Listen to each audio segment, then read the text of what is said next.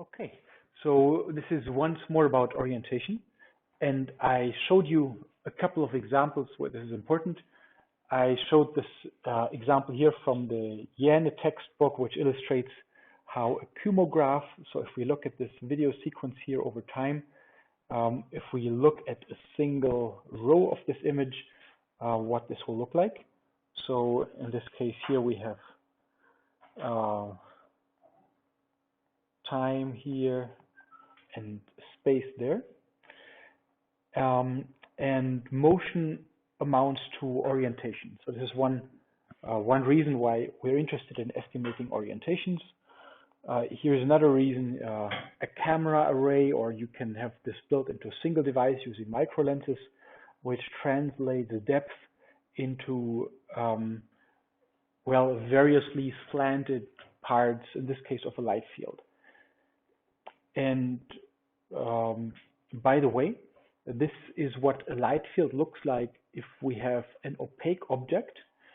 But if we have a transparent object, you can actually see an overlay between these structures. Yeah? So if the thing in front would not occlude the thing in behind, then we would here see an additive overlay of these two.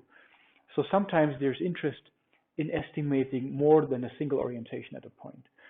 And mostly, or the best known techniques in image processing, they try and estimate just a single orientation. And for this, the structure tensor works well. And we'll hopefully talk about that towards the end today. But in other cases where we need multiple orientations, so-called steerable filters are very useful. This will be the main point for today, steerable filters.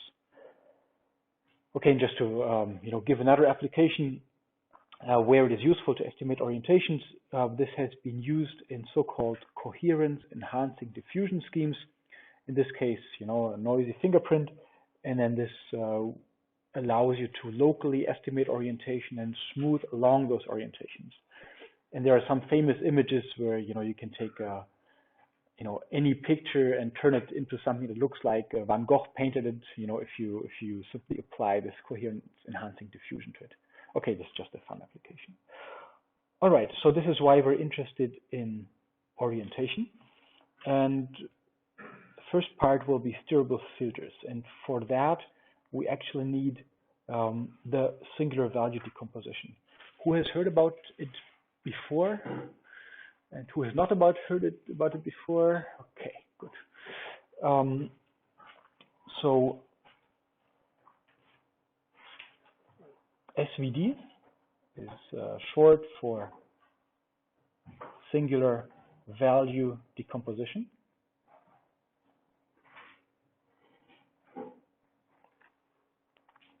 And this is a matrix factorization scheme. We can take any matrix A and write it as follows. And I'm noting this here as a fact without proof, that every matrix A affords this decomposition. So it can be complex. Let's say it has m rows and n columns.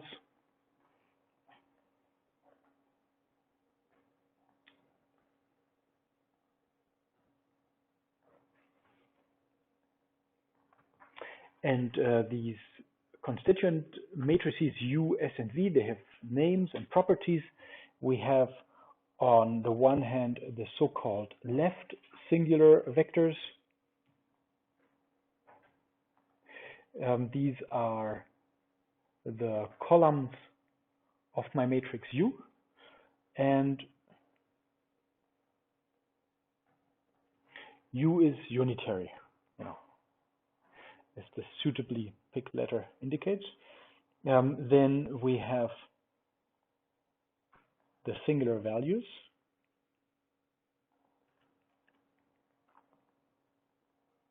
This is S is a diagonal matrix holding singular values S1, S2, and so on,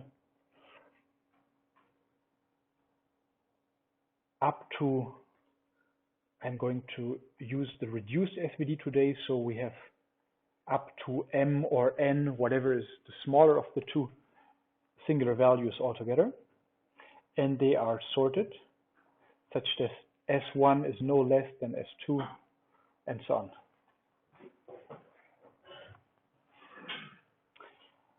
And finally, we have the right singular vectors, and they are the columns of a matrix V.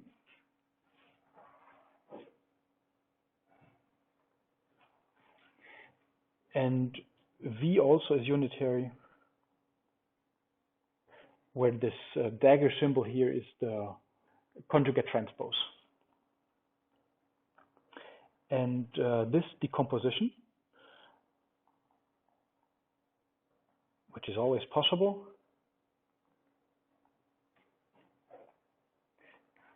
is unique if the singular values are distinct. So if S1 is strictly greater than S2, is strictly greater than S3, and so on.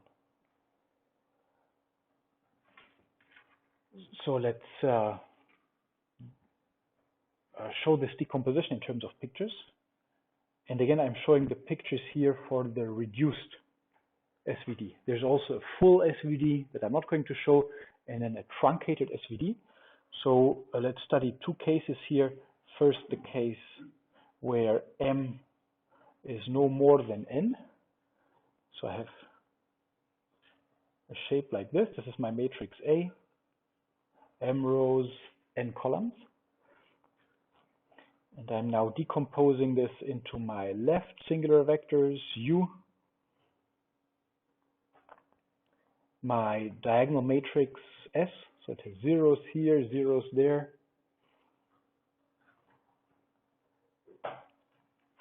which is also M by M, and then the right singular vectors V dagger, and this is a M by N matrix.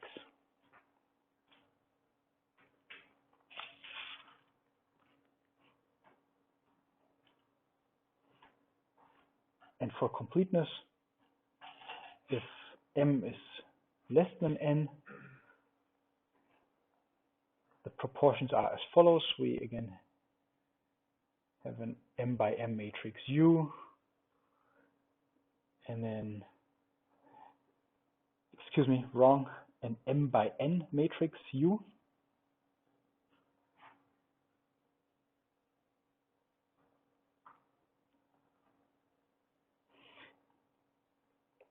And then an N by N matrix S, and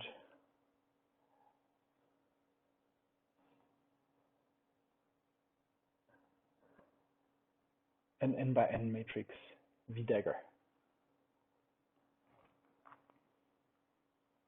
Okay. So in general, the way we can think of this is, I'm using this picture here,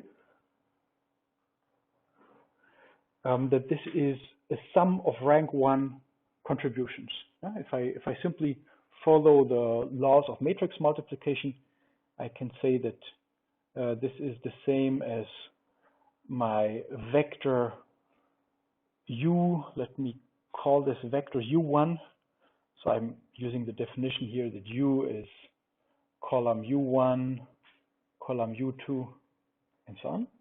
So I could write this here as vector U1 times a scalar S1 times V1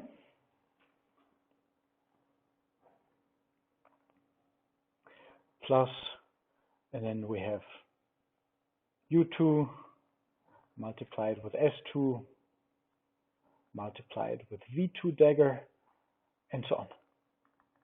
So this is an identity. It's just a different way of replacing this matrix product by a sum of outer products of vectors.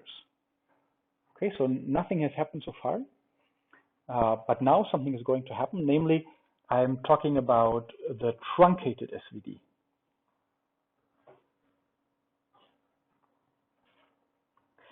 And the truncated SVD as the name indicates, simply says that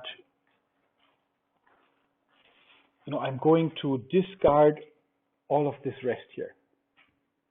So I'm only taking the first R components.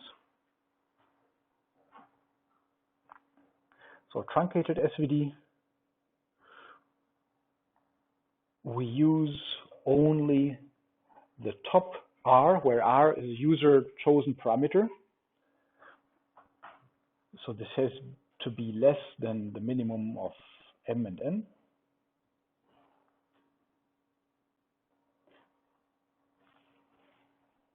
We're using only the top R singular values and singular vectors. And so I'm going to say my matrix A is now being approximated, for example, by this. So I could use, for example, for R equals 2, just 2 left singular vectors, 2 singular values, and 2 right singular vectors. And I'm going to call the thing on the right A tilde R, where in this example here R would be 2. And I'm stating here without proof another fact, which also has a name. This is the subject of the Eckart-Young-Mirsky theorem.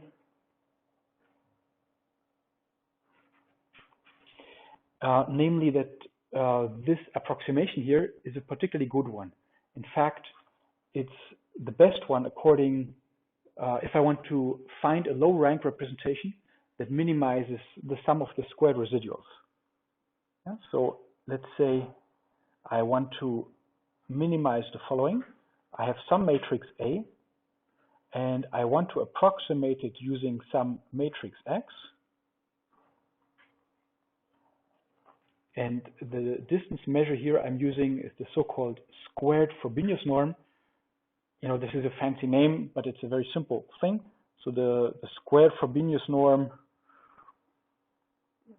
let's say, if I have some matrix B, and I'm looking at the squared Frobenius norm, it simply says I'm summing up all its elements squared.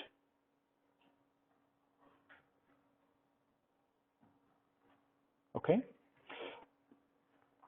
So I want to approximate A by some matrix X in the sense of minimizing the squared Frobenius norm, such that the rank of this approximation X should be no less than R.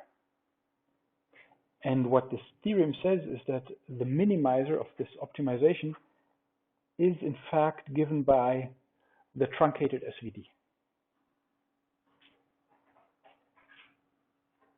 Yeah, so in words, the truncated SVD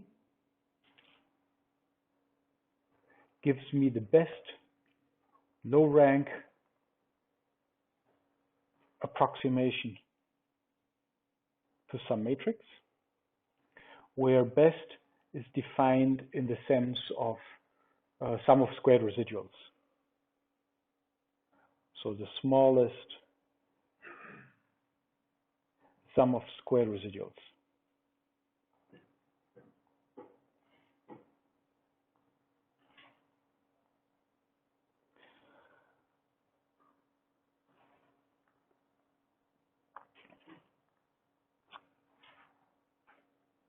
Okay. And in terms of interpretation, we can say that the left singular vectors, they are an orthonormal basis for the column space, and the right singular vectors are an orthonormal basis for the row space of this matrix. Let me just write that down. So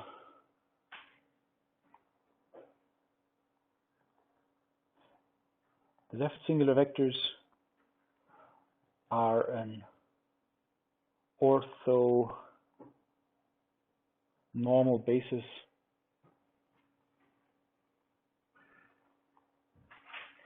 for the column space of the matrix, and the right singular vectors are an orthonormal basis for the row space of that same matrix.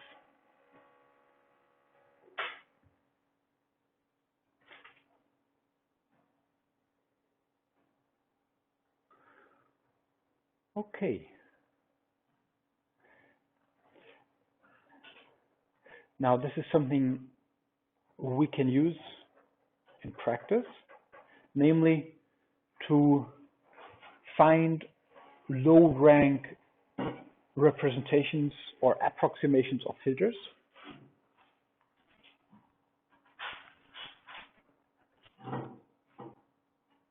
for any filter that we want.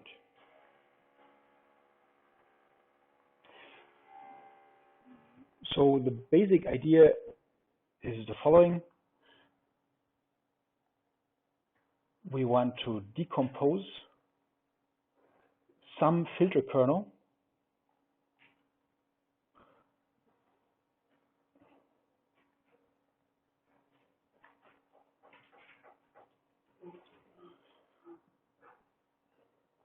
and then we want to perform multiple 1D convolutions instead of the full convolution.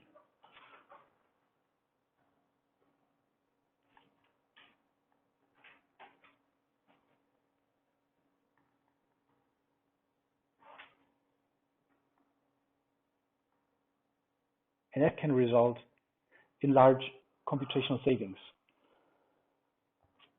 So the idea here is the following. If I have some filter kernel, usually our filter kernels have square size where m is the same as n, but for now I will keep these indices here separate. If this is a perfectly separable filter, then I can write this as an outer product of a single column vector and a single row vector.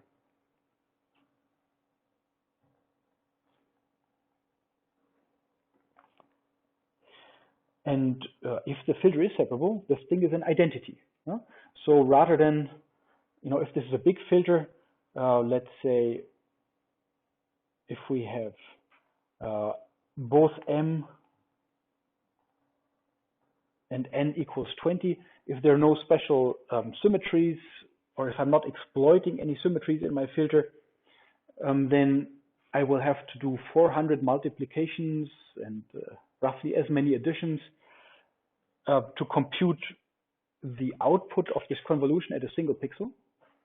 Whereas if I do these one-dimensional convolutions, first one and then the other, I get away with 20 multiplications, let's say, for the horizontal convolution per pixel. I need to do this everywhere. And then another 20 multiplications for the vertical convolution, again, per pixel. So then this is only 40 operations instead of 400 operations per pixel. So this can be a lot cheaper. It only works, though, if I am doing it across the whole image. So if I'm only interested in the response at a single pixel, then I cannot use this trick. And by the way, this goes back to the associativity property.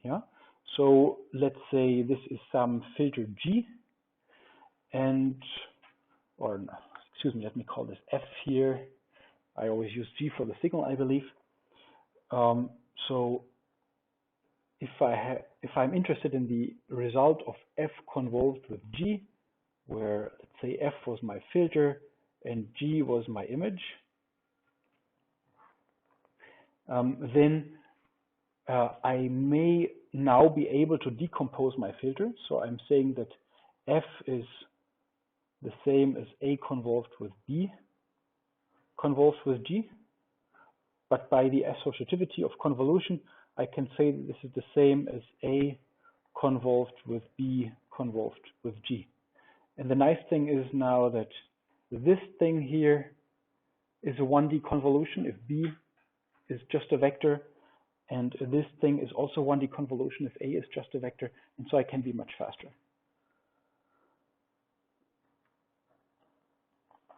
And by the way, this outer product can also be written as a convolution. I could say the result of this outer product is given by the convolution of this row, of this column vector and this row vector here,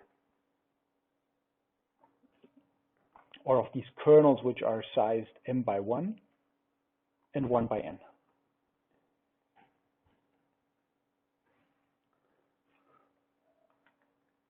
So bottom line is we want to get the same result but cheaper.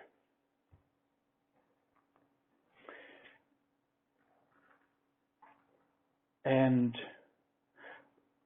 for example, in packages like MATLAB, so if you call the 2D convolution, even if if you don't know, well, you know about separable filters now, but some people don't.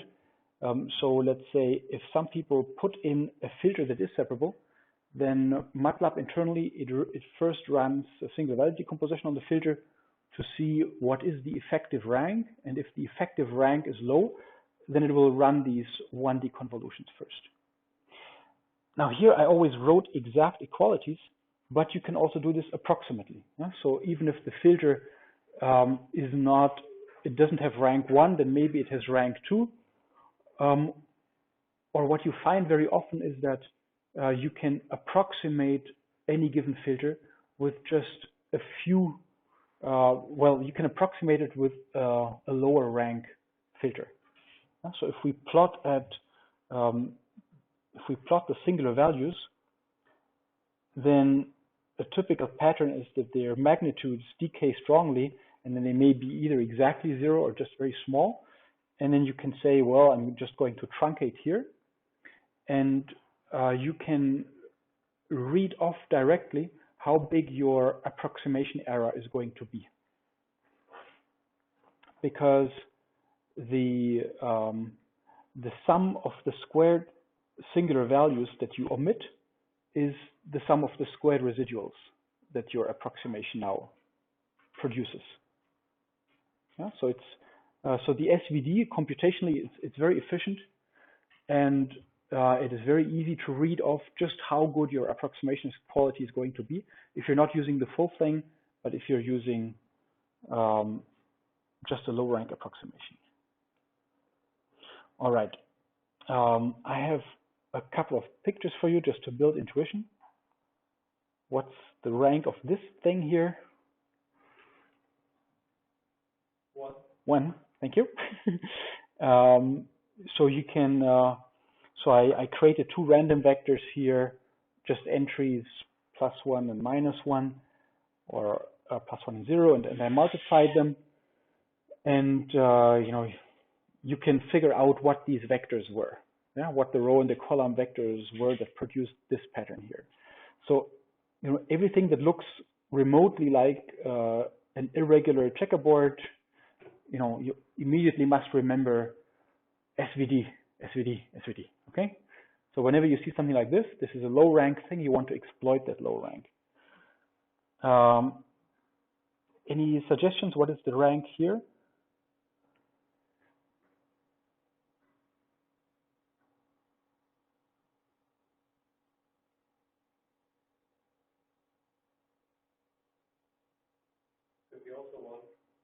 It could be 1, and it is 1. Just this time I didn't use binary random variables, but I used normal random variables. So this is again a rank 1 thing, and that's admittedly already harder to see, but it is. And incidentally, this is a rank 2 thing. Okay. So up here, rank was 1. Here the rank is 2. Here the rank is 1, sorry. Exactly. Rank is 1 because we know that the Gaussian is convolution to one-dimensional Gaussian. it is a Gaussian, and the Gaussian separates along the dimensions, and hence this is also a rank 1 thing. So whenever you see a checkerboard, remember SVD.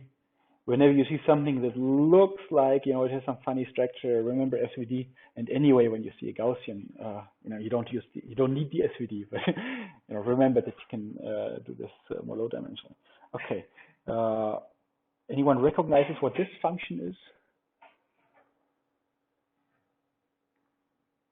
Yeah. It's the Laplacian of Gaussian approximated by a difference of Gaussians. Yeah? So this is a wide Gaussian with a low amplitude because it should integrate to 1 minus a much narrower Gaussian. What is the rank of this thing? Trick question. Yeah? I think also 1. It's wrong. Think again and explain. 2. Yes, why 2? All right. So if you write down the formula, so the wide Gaussian is separable and the narrow Gaussian is separable, but their sum or their difference is not separable. So we separate. We represent the wide Gaussian by a rank 1 thing. We represent the narrow Gaussian by a rank 1 thing, and then we subtract the 2, and that's it. Okay, so this was the difference of Gaussians, and here the rank is 2. And the nice thing about the SVD is, even if you're in somewhat less trivial cases, so if you're lazy or unable to do the math, then you can just invoke the SVD and it will tell you precisely. Okay. What's the rank here?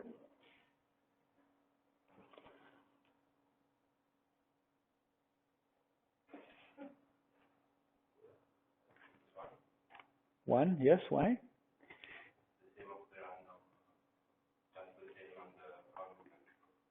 Yes. So what we are, we have these archetypes: robot, zombie, astronaut, monster, and so in this case, we have the left and the right singular vectors that are identical. Yeah? So we take these archetypes as the left singular vector, and we take the same archetypes as the right singular vector. And if you take their outer product, you end up with all these mutants. All right. Any questions so far?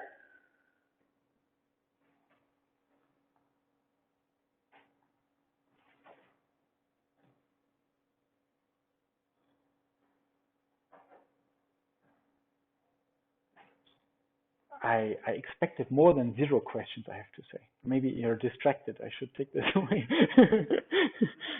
Yeah. Okay, I'm repeating the question for the people who don't, who only hear the mic. Is it used in convolutional networks? Yes. There is a 2014 paper by the Tensor group doing that.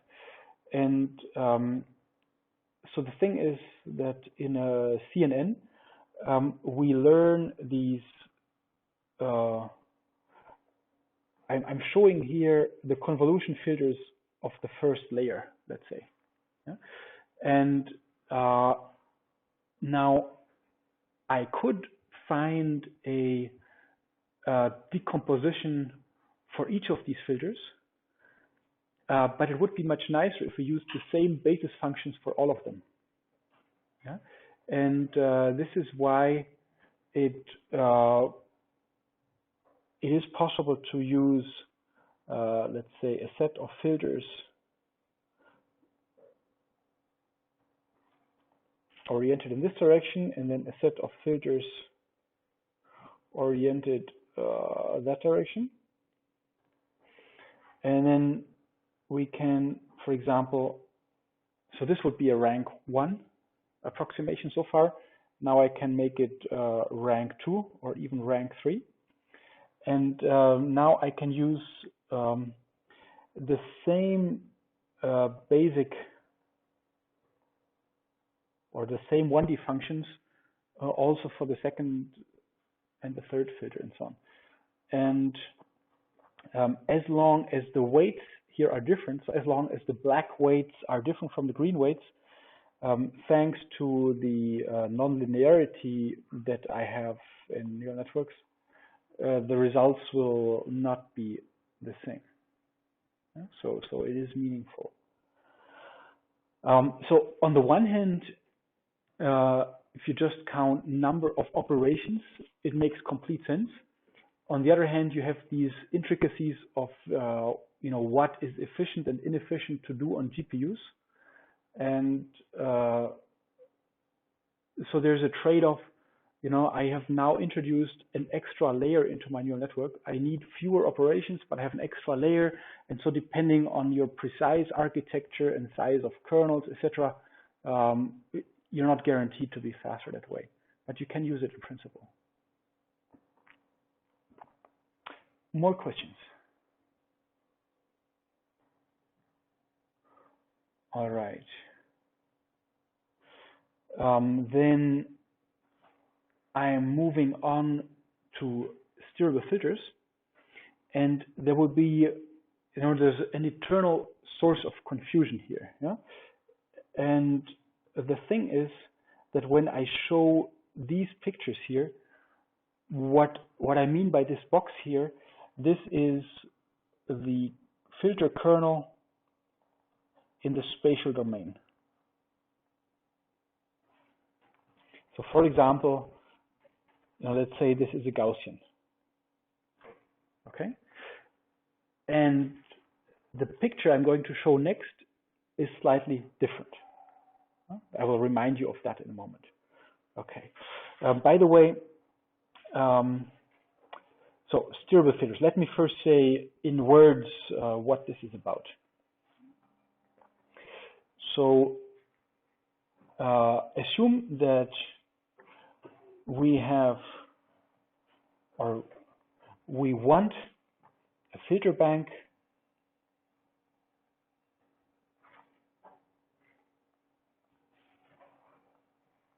with filters of different orientation.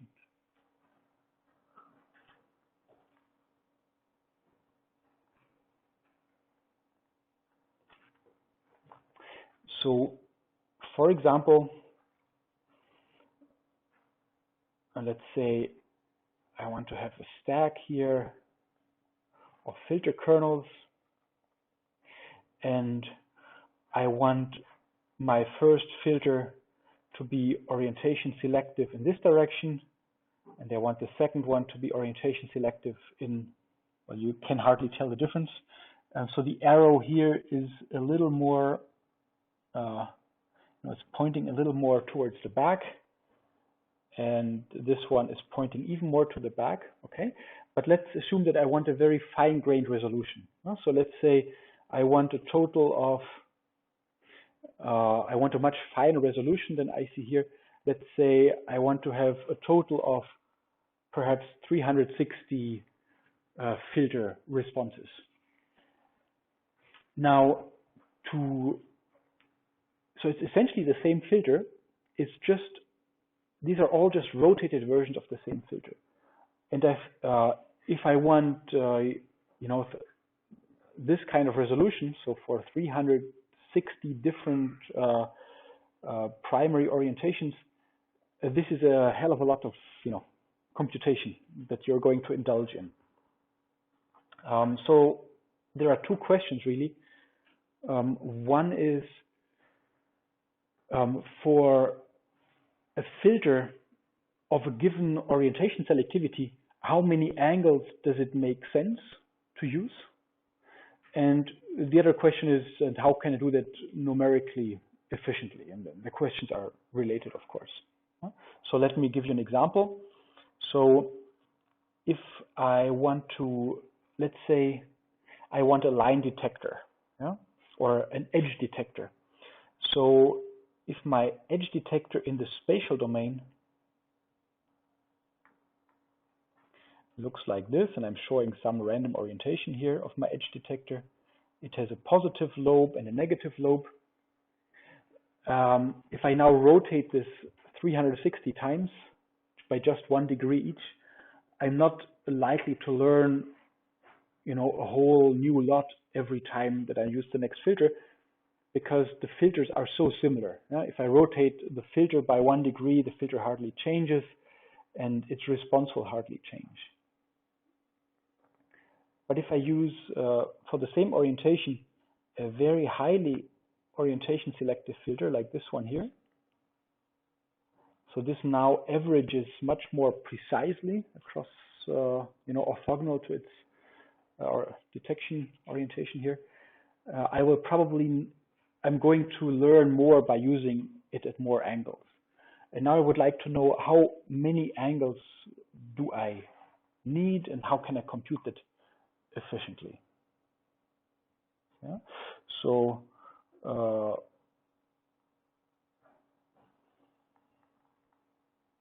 how many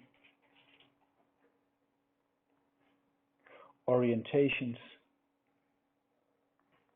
should I use given some basis filter? So the basis filter, it's me who needs to decide what I want. So the computer has no idea of what my whole purpose in this is. So you need to decide what is your basis filter, how orientation selective should that be. But then we're looking for a quantitative answer of how many orientations should we now try out of this basis filter, and how can we do this efficiently. And the basic idea is that we're now going to find a basis of essential filters and then interpolate. So this is one question that I'm asking here, and the other question is, given a set of, let me call this basis filters,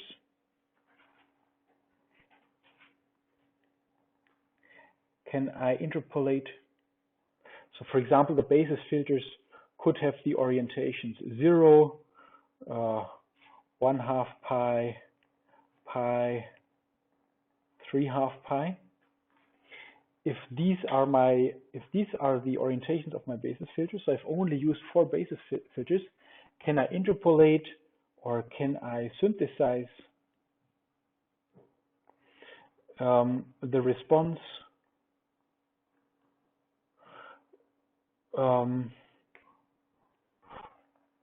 for an arbitrary rotation? Question mark. These are the 2 questions we're going to answer in the next 30 minutes or so. All right. And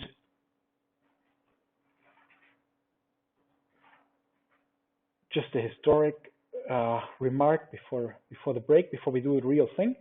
There are 2 approaches to this. This is work that appeared at the same time, the first by Bill Freeman and Ted Adelson. What these people did was they designed filters that they knew allowed this synthesis property. These are called steerable filters. They designed them from scratch. Whereas Pietro Perona used an orthogonal approach. He just said, give me any filter and I will make it steerable for you, or I will approximate it in a steerable fashion. And this is, to my mind, the more general approach, and this is the one we are going to follow today. And you see that we've now, progressed from the 1970s to the 1990s. And next week, when we talk about learning, it will be in the 2000s. And I just want to, defend the 1970s image processing people a little. It's if they only did the Fourier processing and so on. It's not because they were dumb, but it's because the resources were so limited at the time. Yeah? And so there were, few digitized images around at all. But the reason there were so few digitized images, that was partly a limitation of the sensors, but more importantly, there was a limitation of the computers. And I have a picture of the Kodak engineer who developed the first digital camera in the world, which you see on the left-hand side, in 1975. So it could take images of 100 by 100 pixels, and the result would be stored on a music cassette. So there was a small tape on the side, and so this thing here had 10 to the 4 pixels. And just by the way, the engineer, when he presented this to the board, they yelled at him to get lost and take that box with him, and never come back, please. And this was famously, 30 years and a little bit before Kodak went into bankruptcy, because they entered the digital photography business too late, after having invented the digital camera. But so 100 by 100 pixels, this is 10 to the 4 bytes. This is 10 kilobytes. And, in 1985, the Commodore 64 with its 64 kilobytes was a reasonably nice machine. This had a lot more RAM than previous computers. So if by 1985, you could put 6 images of size 100 by 100 into RAM, then of course, computers were accordingly smaller in 1975. So, really the only thing you could do in those days was a little bit of this Fourier manipulation and so on. So not because people were, stupid, but they just didn't have the computational resources. So anyway, today we're graduating into the 90s, and as I said, next week into the 2000s. So after the break, we will look at how to make any filter at least approximately steerable. Okay, so steerable filters for real. So what does it have to do with the SVD? The basic trick is as follows. Namely, we first synthesize these filters in all the rotations that we care about. So let's say we use a ridge set. To be on the safe side, we use more orientations than we think we need initially. And these arrows here are just meant to indicate orientation. And I'm exaggerating the distance or the differences between the orientations here to make the drawing here more clear.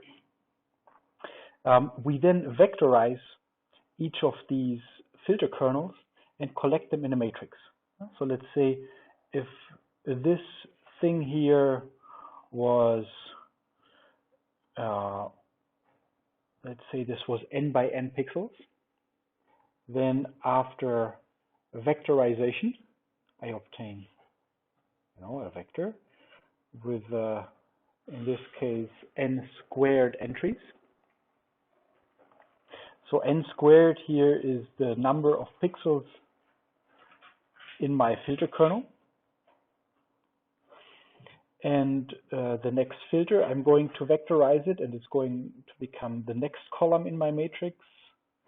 And that's going to become the next column, and so on. Yeah, so altogether, I get out this matrix here. So if this would be the number of directions that I'm using. This is the number of columns. And the number of rows is the number of pixels in my filter kernel. And this matrix, I'm just going to call it A in keeping with, the random name I gave when we looked at the singular value decomposition. Okay, and what I can do now is I can approximate this with a lower rank matrix, namely, this is still n squared. Let's say I'm just using R columns here, and then correspondingly, I need R rows, where again, this is number of directions here.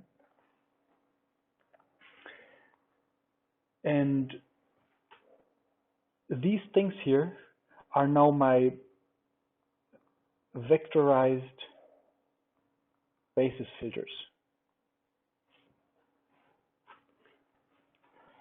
And then I can unvectorize them. So maybe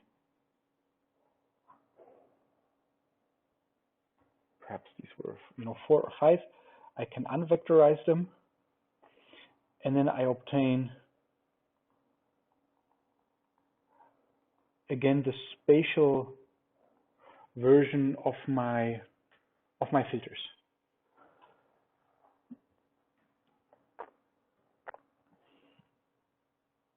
And my singular values, I did not show the singular values here. We can pretend that I've multiplied the singular values into the right-hand side matrix, are going to tell me how I need to weight the response to these basis filters to synthesize the filter response at some arbitrary rotation. So let's say I am interested in the filter response for this particular orientation here.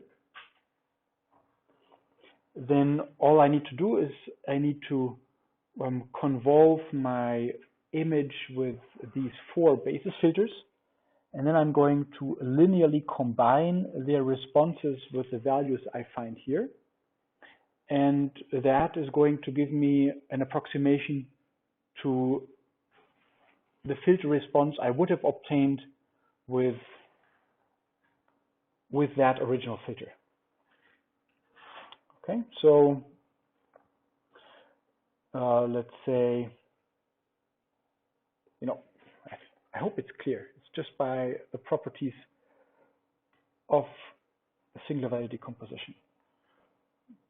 So if I should do it explicitly, I would say that my filter rotated around some angle theta and multiplied or convolved with the image. This is what I'm looking for.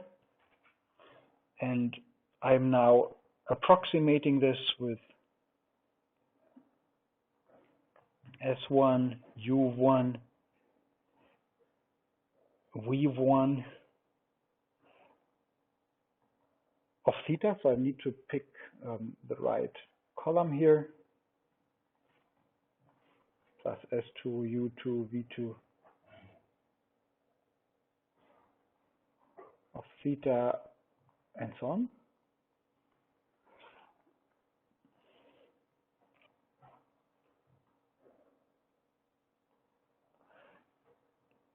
And by associativity, I can say that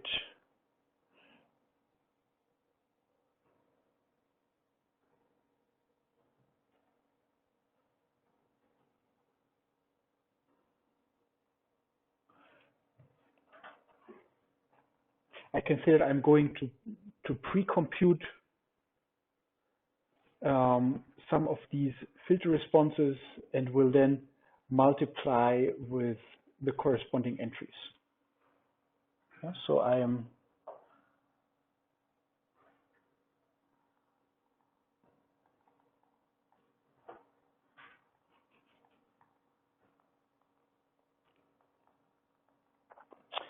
these are not even vectors, so I can eliminate the daggers that I had here.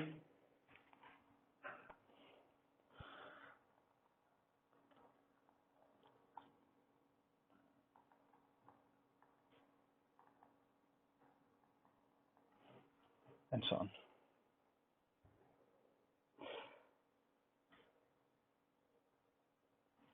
These are scalars, but I will anyway put the daggers, excuse me. because I'm also using them for the full matrix. Okay, and then this here would be the angle theta at which I read out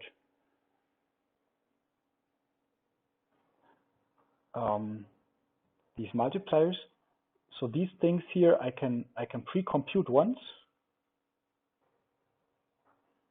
and then I can linearly combine them for any angle theta that I'm interested in, using the numbers that I'm looking up in this matrix here on the right hand side.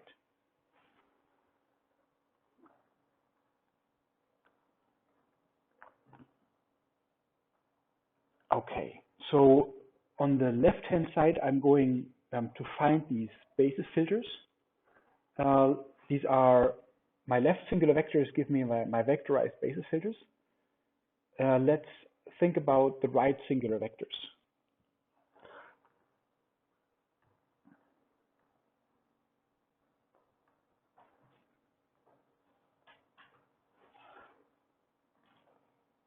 So the left singular vectors we said are the vectorized basis filters. But how about the right singular vectors? Question mark. And for that, we can look at the matrix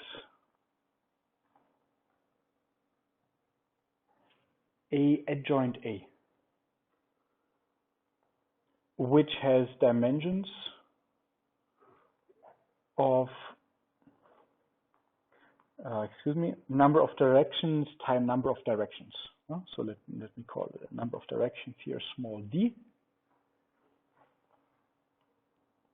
So this entire matrix here is d by d. Can you explain,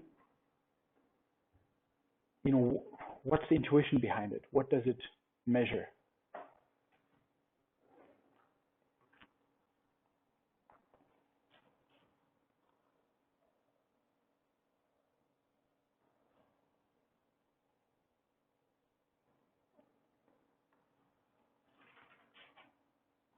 So the adjoint of A,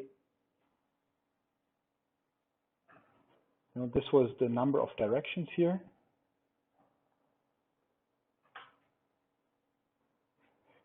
And this was the number of directions.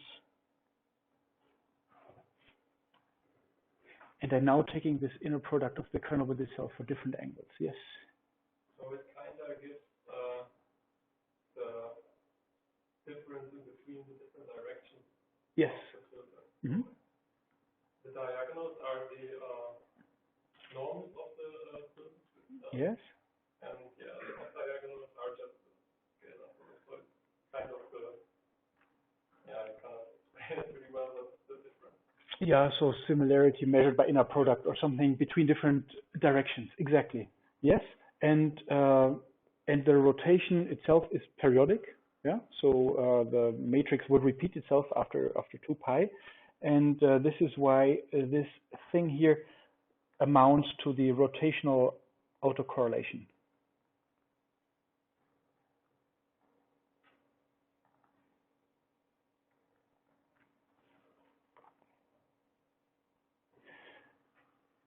So this is the inner product of the filter with itself. And in normal autocorrelation, we would now shift the filter with respect to itself.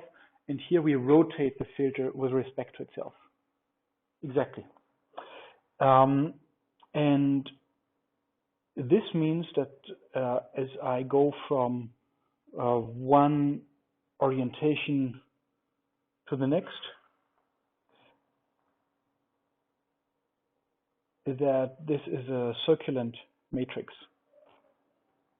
And so and circulant matrices we have seen before when we were discussing the importance of the discrete Fourier transform and so on. Yeah? So we said at the time that convolution filters can be represented by matrix multiplication with a circulant matrix. And we also noted at the time that the eigenfunctions of Fourier, or of convolutional operators, or of all circulant matrices in general, are the Fourier basis functions. So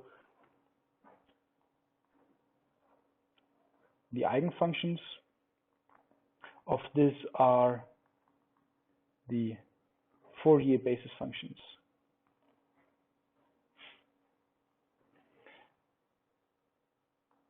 Which at the time we called f. So I can write the following. I can say that A equals U SV dagger. This is just the SVD. And A dagger A is then, I'm just using the above line. Yeah, so I'm taking the transpose conjugate of all of this. So this is V S U dagger U S V dagger, and then we saw that this thing here is unitary, so this gives me identity matrix. So I can write that this is V SSV dagger, and on the other hand, what I've written on the right hand side is that the eigenfunctions of this are the Fourier functions. So what I've written on the right hand side is that this is some matrix here, and its eigenfunctions are the Fourier basis. So F is the matrix of Fourier basis functions, and lambda here is the diagonal matrix with the eigenvalues.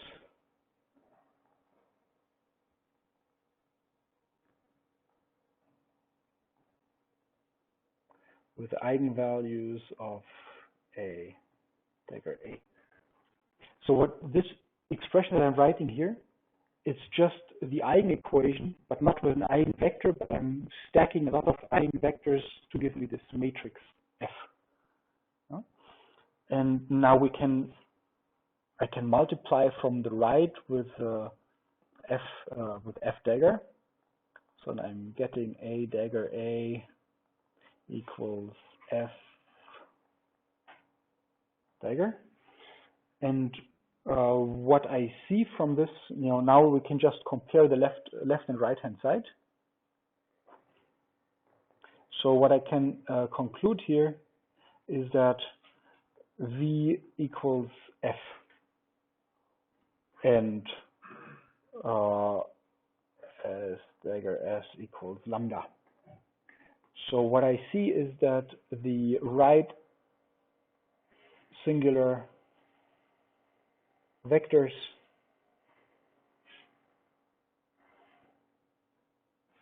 are given by my Fourier basis.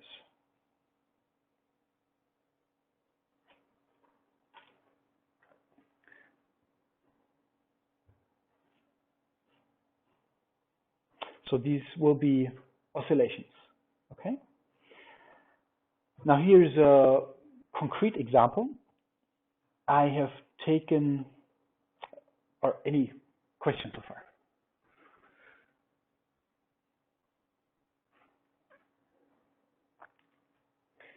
So here is a concrete example. I've taken a quadrature filter pair. So the first filter is symmetric and the second one is anti-symmetric with regard to the vertical direction. And taken together, this allows me to address a certain sector of K-space.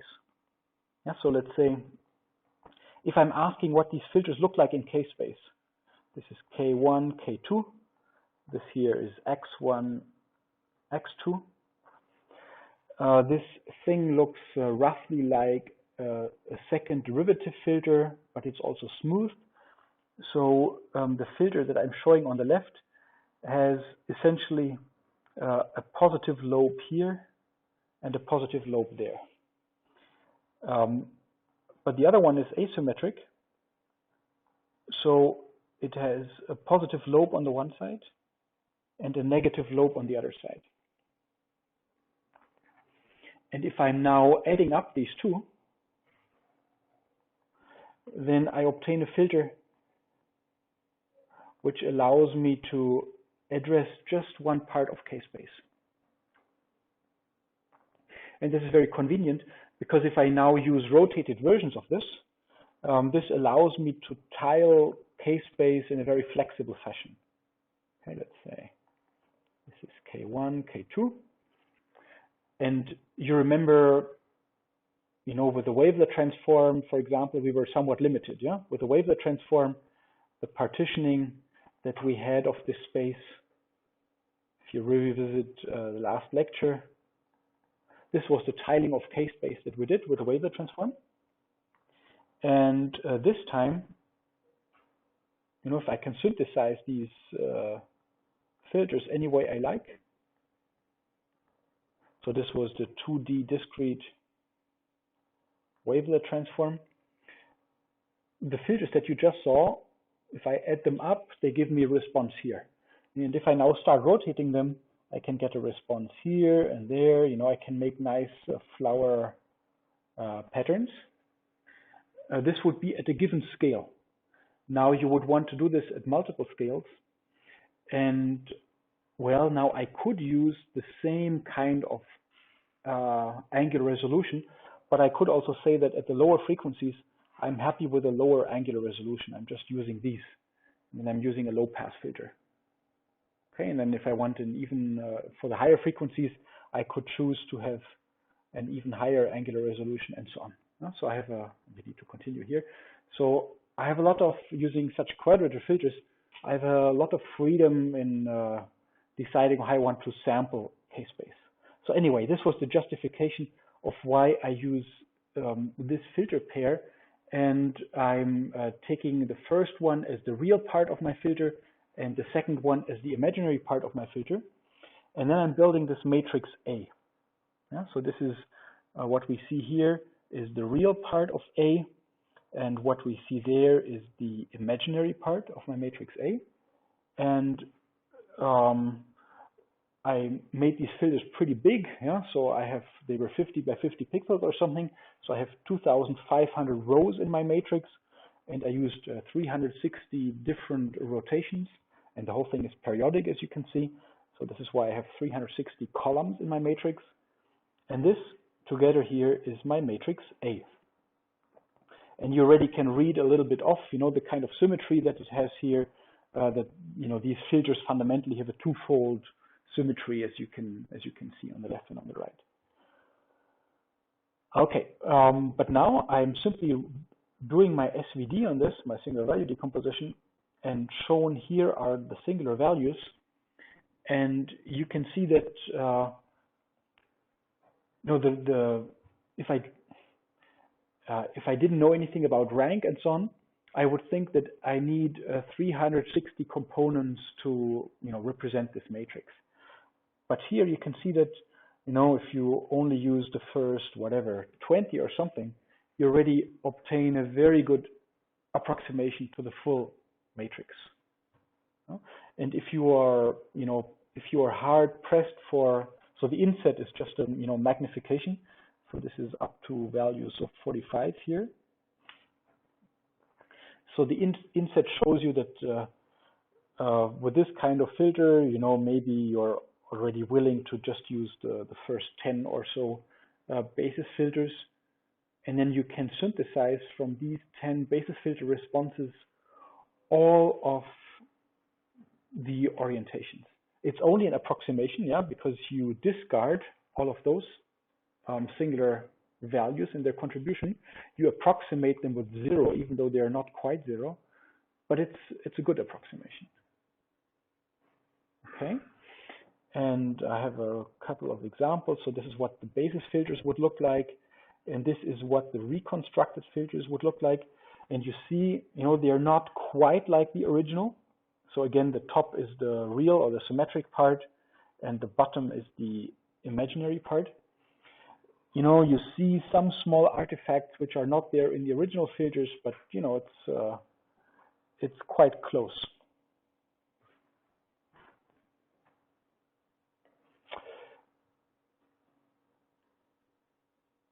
And also on the right-hand side, you see, if you've ever plotted the Fourier basis functions,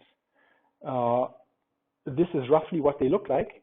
And on the right-hand side, they are messed up and or seemingly messed up. And the reason is that these singular values here, they are all practically zero. And then there is some numerical inaccuracy of which of these practically zeros is expected or estimated to be larger than the other practically non-zero. And this is why the ordering of the Fourier basis functions on the right-hand side is messed up. But indeed, what we see here on the right-hand side, this is the real and imaginary part of my matrix F.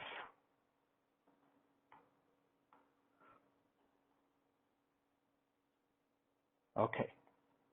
So these would be the base filters. This is what you would convolve your image with.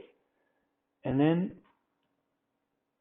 from the singular value decomposition of your matrix, you know how you should linearly combine the response to these basis filters to synthesize the response at a given angle.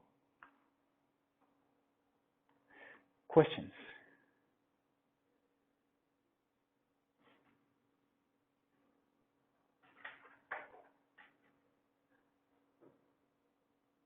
Yeah? So you said that you showed this matrix D or F, and said that the order of the Fourier basis functions was mixed up. Mm-hmm. But should they always be ordered the same as the Fourier basis functions? Because with the SB decomposition, you said it was ordered so that the higher S's came further at the beginning. So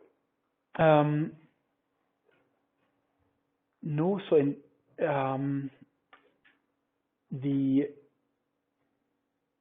in principle, think of a bandpass signal. Then it will have the largest energy not at frequency 0, 1, and 2, but it will have the highest energy and the biggest coefficients at the bandpass. Yeah? So let's say your signal was dominantly a 10 Hertz signal, then you will find the most energy at the 10 Hertz. And in this case, your basis functions with 10 oscillations would be actually the first one. Yeah? So the reason that the ordering here is roughly correct is because if you look at the rotational autocorrelation structure, this looks essentially like a low-pass filter. And this is why the ordering here, at least for the first Fourier coefficients, is correct. But this is just an artifact of having used that particular filter. So the statement was that the right singular vectors are Fourier basis functions. The statement was not that they must also be in the same order. Yeah? And in that sense, you are right. It's a bit dangerous that I call this thing here F, because F also implies something about the order. Thank you for the comment. More questions, comments? Yeah. And I have a question to the Prof. When it handles the singular value. So it appears that there are always like two singular values right next to each other. Are they actually identical, and does that correspond to like the twofold symmetry of? Yes, they are actually identical, and they correspond to the sine and cosine of a given frequency. Yeah? So the first one here, this is the DC part, and for these filters, or if you look at the Fourier basis functions, the first Fourier basis function is purely real. It has no imaginary component. So this would be the DC term, and then this would be sine and cosine at 1 period, sine and cosine for 2 periods, for 3 periods, and so on. Yes.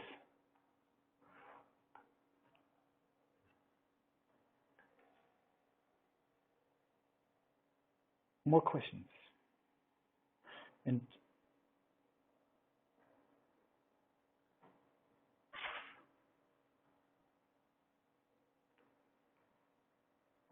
all right, then I want to say something about these basis filters.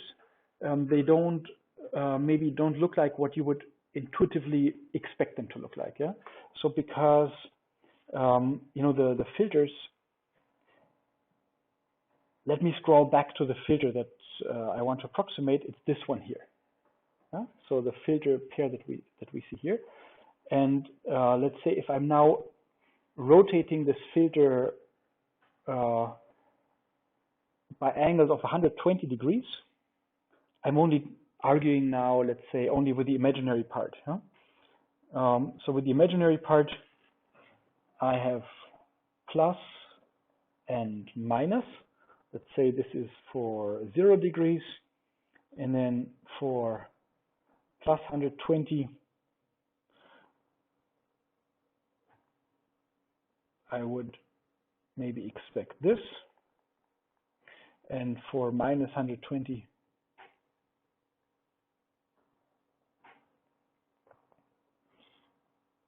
I would expect, so this is the orientation, and where is the plus, where is the minus?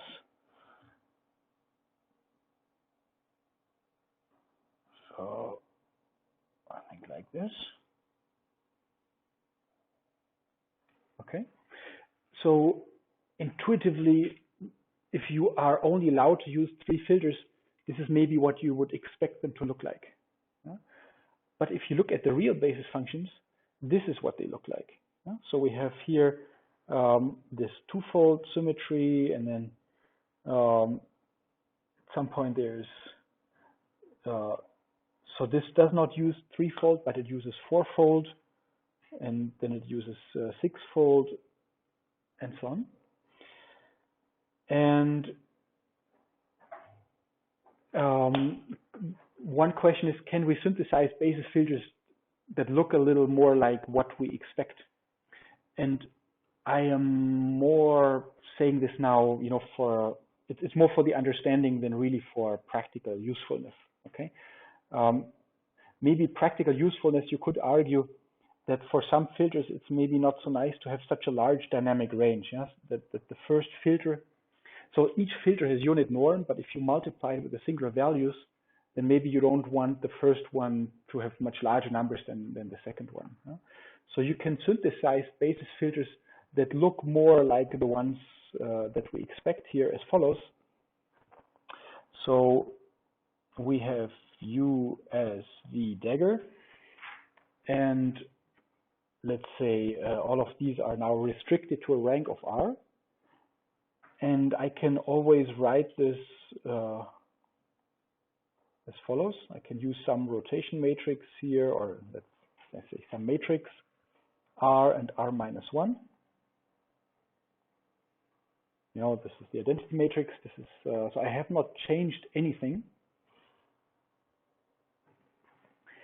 And we can think of, so if you look at the 3 filters that I've shown here, these 3 filters, they are not, well, they are not orthogonal. And in general, these rotated basis filters that I want to get, they are not necessarily orthogonal. But on the other hand, what I get from my left singular vectors, by definition, they must always be orthonormal.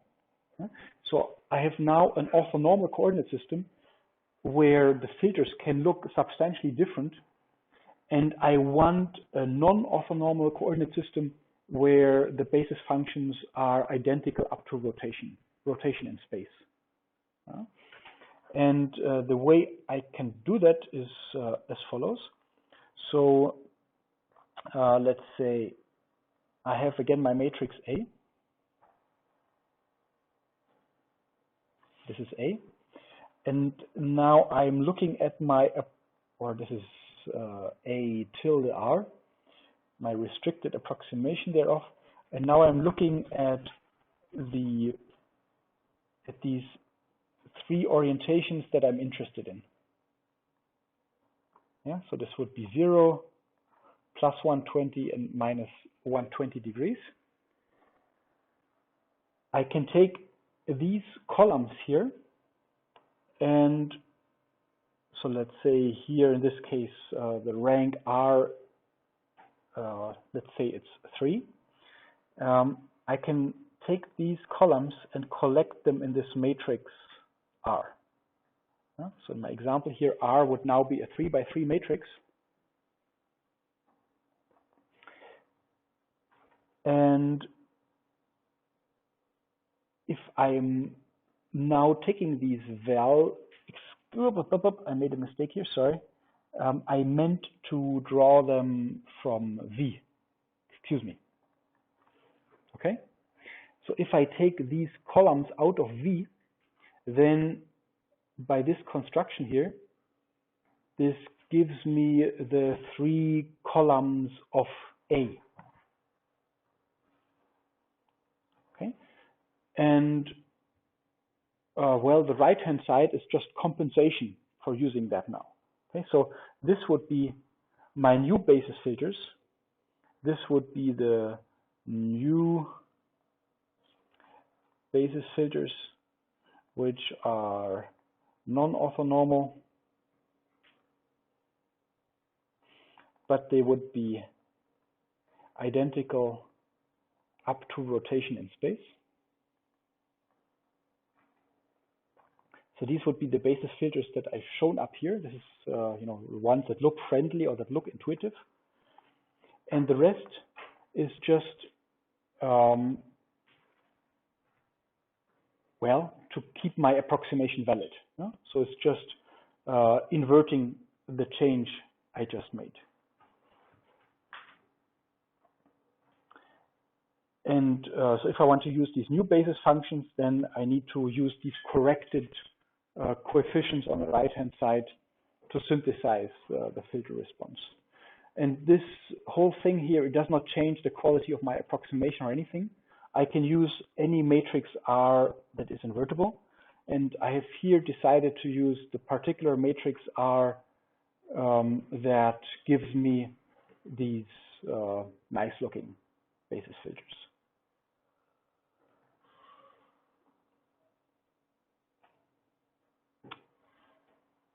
Okay.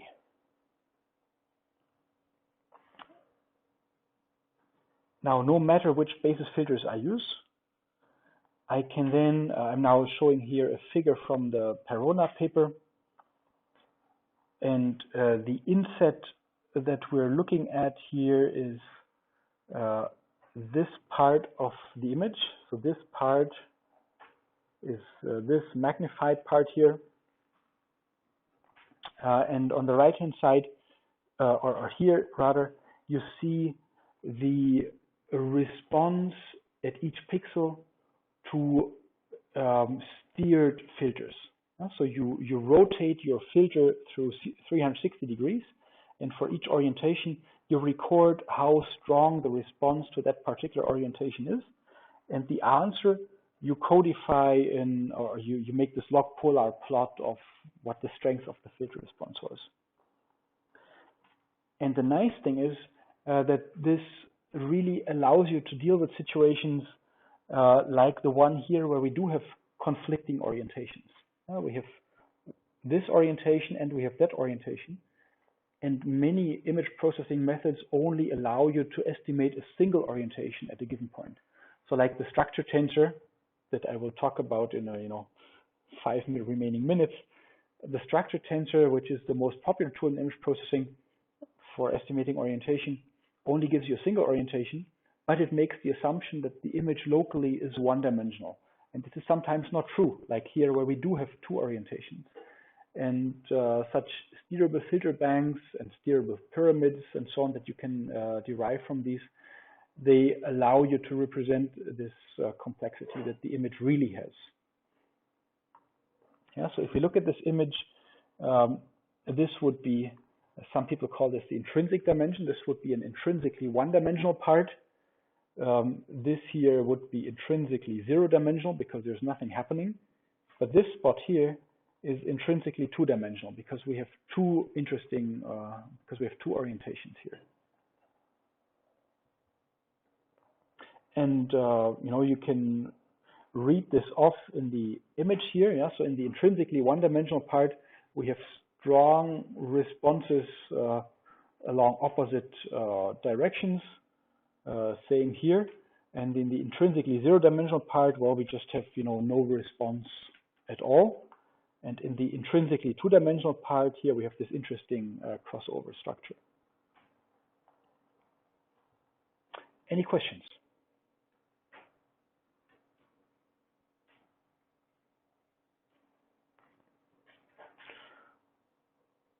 All right, then we will use a few remaining minutes to talk about the structure tensor. And this is the most popular method to estimate orientations in image processing. And let me explain the rationale behind this.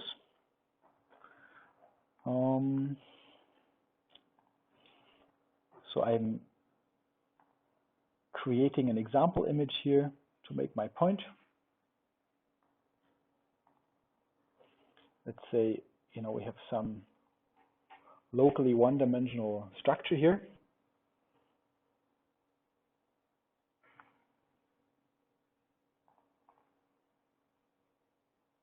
I have, alternations of bright and dark stripes. And this image is now sampled on a Cartesian grid, which should be fine enough, of course. All right. And now I can estimate at each pixel what is its gradient. Yeah, so I take the derivative with respect to the x and y direction, and then I find, for example, in this pixel, the gradient is pointing in this direction, but in that pixel, it is actually pointing the opposite direction, because the gradient always goes uphill towards greater brightness. And if I have, oh, sorry, this is messy. So if I have a perfectly noise-free image, I lost my stripe there. If I have a perfectly noise-free image, I may get away with just estimating my gradient pixel by pixel, and then my gradient will lie normal to the locally dominant orientation, and I'm done. Okay, I have a pixel precision estimate of local orientation or even direction, and that is fine. The difference between direction and orientation, in direction the sign matters, and in orientation it does not matter. So these two arrows here are of opposite direction but of identical orientation. All right. Now, what if the image is noisier? So imagine adding Gaussian noise to your measurements, or you have whatever quantum noise and so on. And then the question is, how can we still estimate orientations? Usually what you do when you have noise is you average over more measurements. So let's say, I average my measurements over 2 by 2 pixels. And really, of course, you should use a nice weight mask. But can you think of a problem? What happens if we now start averaging?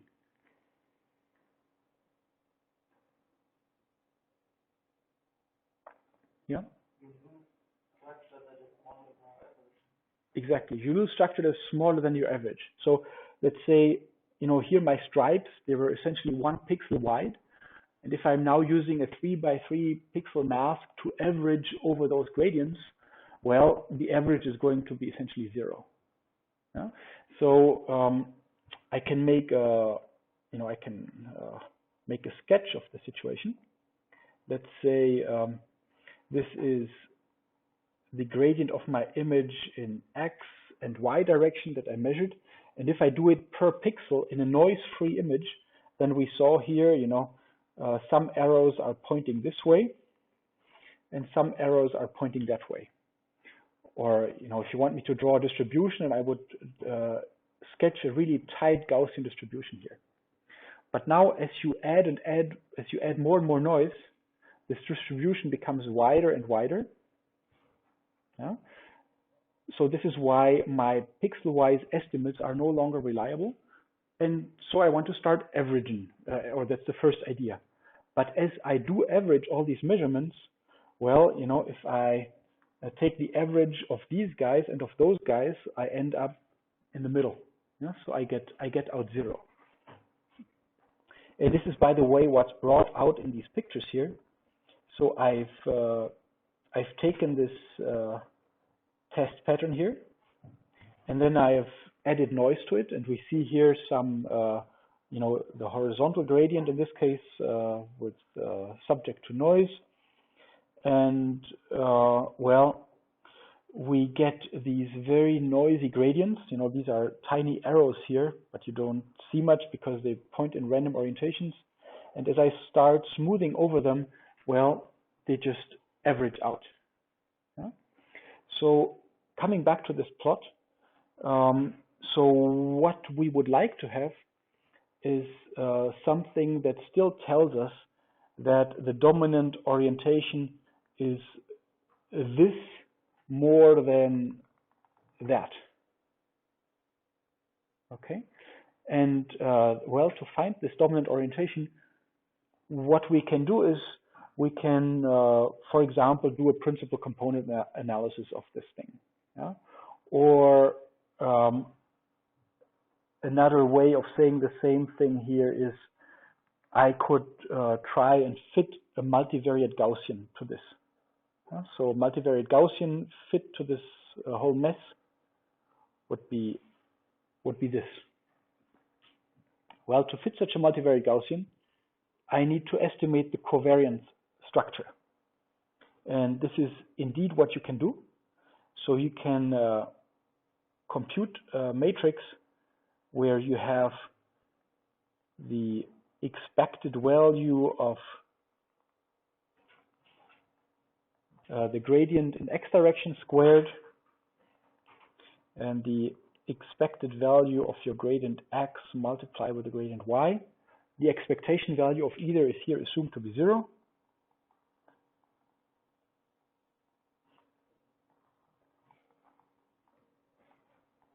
All right. This is a matrix where the expectation now means I am weighting locally. I am weighting in the local vicinity. And this whole thing, this matrix, is called the structure tensor. And this structure tensor I can now diagonalize to find the dominant, the major and the minor axes of this point cloud. And indeed, this allows you to estimate. Do I have a picture? Not of the example that I showed here. That's too bad. Sorry, I was missing a picture here. So this allows you to estimate orientations even when direct averaging no longer helps. Okay, and it is a relatively cheap operation. So you compile, you simply compute for each pixel here this product of the gradients. Then you average this over the local neighborhood, and then you diagonalize this per pixel. And diagonalizing a 2 by 2 matrix, you know, you can even do in closed form. So this is relatively cheap, and it gives you a good measure of local orientation, provided that the signal really is truly locally one-dimensional. This would fail in the kind of situations we have seen before, where you really have more than one intrinsic dimension. Here, in this case, it will give you some funny average. Okay, enough for today. After the break, Carsten will look at the old exercise, and in the new exercise, you get a chance to play the Steerable Filters with yourself. And next time, we're finally off to the world of learning. Thank you.